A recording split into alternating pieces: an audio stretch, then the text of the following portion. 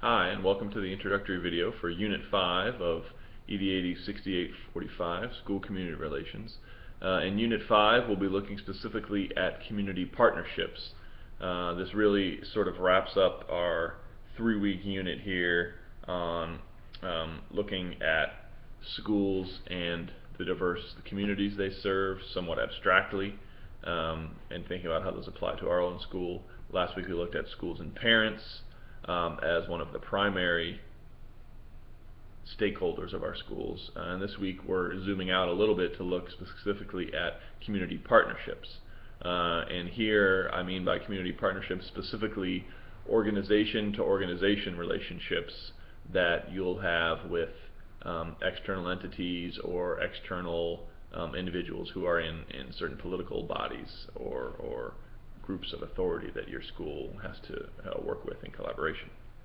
And so there's no online dialogue for Unit 5, but the trade-off there is that you're ramping up your project work here. We actually have 2 things you're going to want to be doing during Unit 5. Number 1 is prepping and beginning to schedule your school community leader interviews. The second is to complete your community resource map. And those have different deadlines and different emphases, so I sort of want to deal with those separately. First is the community leader interviews. You are to select 5 to 7 individuals who, by virtue of their social contacts or their position in the community that you serve, have some sort of following. This doesn't mean this is a business owner, oh that could be. It could be somebody who's lived in the neighborhood a long time and just happens to know everybody. It could be somebody who comes from a big family. I recommend business owners in the very close proximity to the school who interact with your students. I recommend clergy, elected officials who serve in areas close enough to your school where they would know about your school and your strengths and challenges. I don't encourage people to use people who have a formal relationship with a school, as in a board relationship governing your district or your school. I think they're within the educational realm, and so I don't define them quite the same way as a community partner as I would clergy, business, social services, elected officials, and that sort of thing. I'd emphasize that those non-school people more. There's a couple reasons I'm having you schedule these interviews. Number 1, it gives you a sense of the varied perspectives folks are going to have on your school.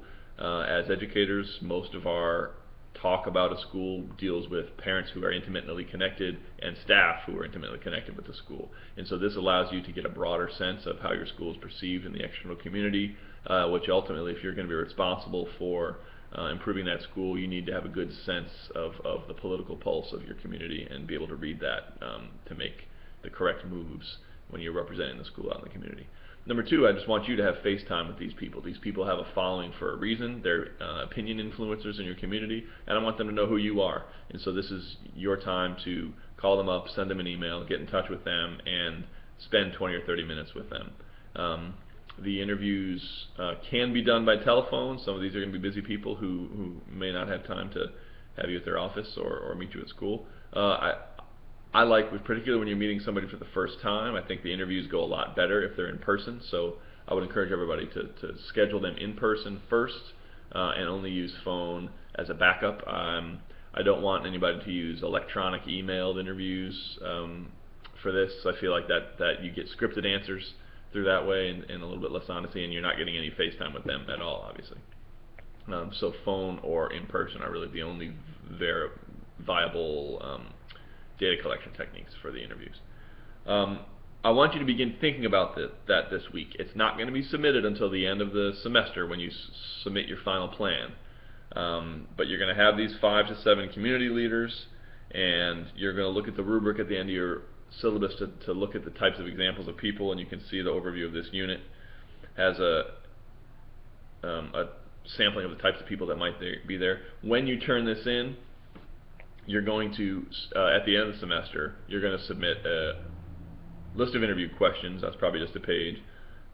You're going to submit about a 1-page summary of each individual interview, and then about 2 pages of your concluding thoughts across the interviews, sort of tying together and emphasizing whatever new insights you got from speaking to those community leaders.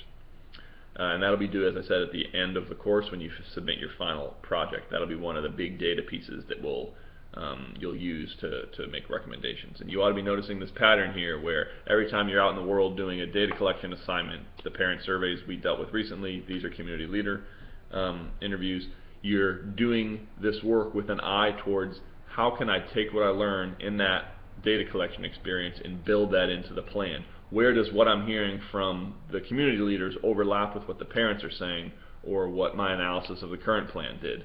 And so the things that should make it into your final plan are the things that you're seeing pop up in more than one place. Those are the things where you're making a pretty reasonable bet on this is something that A is needed and B is going to be successful because people are calling for it. So as you move through all these data collection pieces moving forward and towards the end of the course, pay particular attention to the conclusion of each of those, where you're sort of connecting back to prior data you've collected from this course and refining what your final recommendations are going to be. If you do a good job doing that, your final plan is half written before you actually have to sit down and even do it.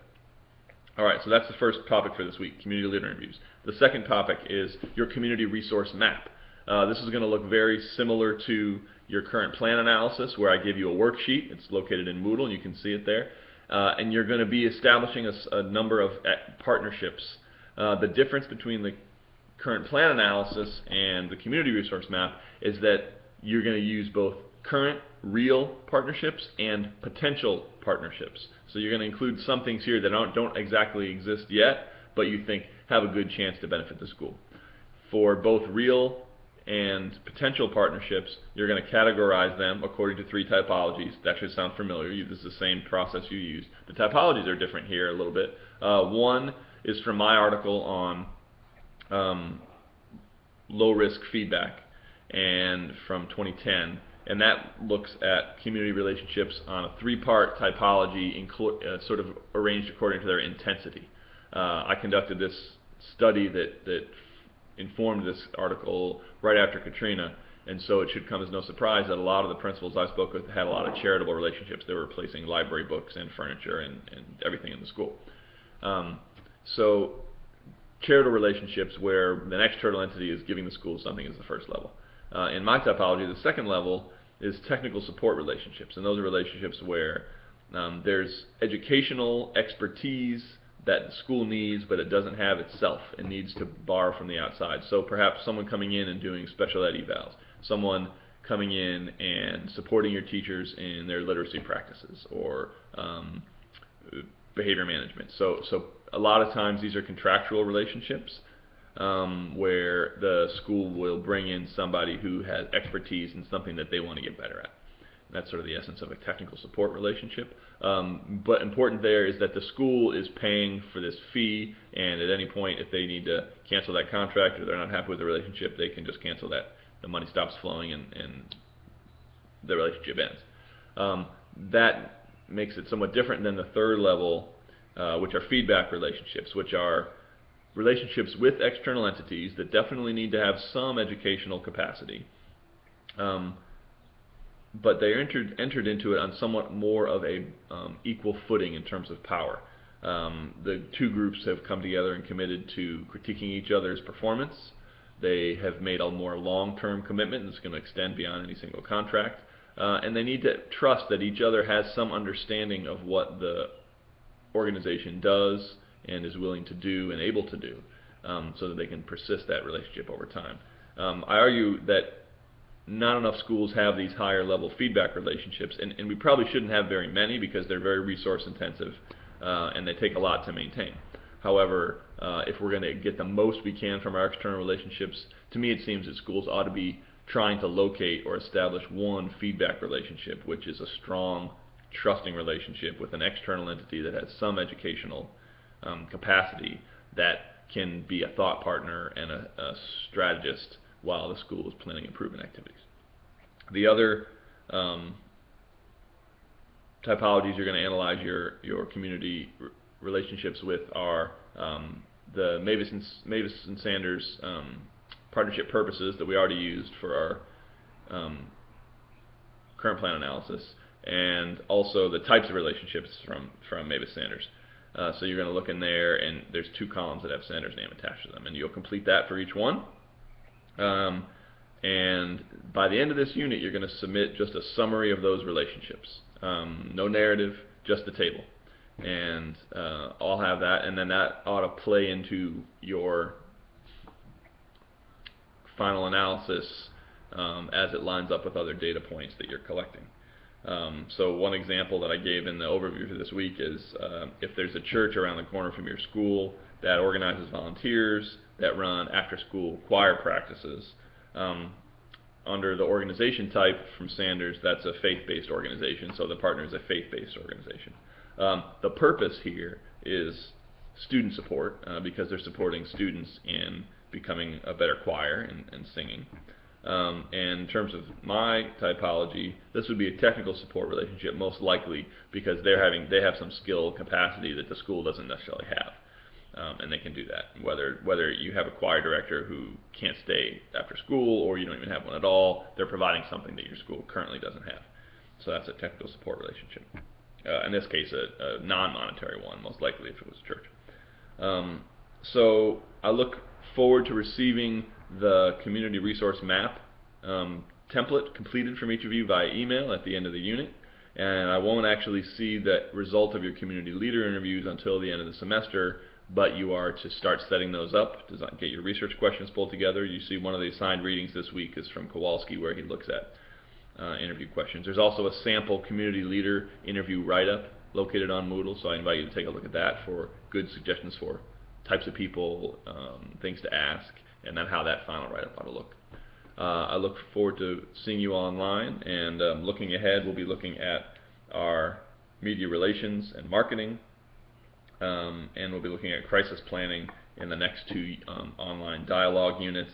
There aren't new data collection activities for those weeks, and so it's expected that you're continuing on with your parent surveys, your community leader interviews, and sort of pulling those things together, because that's obviously time-intensive activities. And so we'll be dialoguing over the next 2 weeks, but we won't be introducing any new parts of the final project. It's anticipated that you're making progress on those as we go.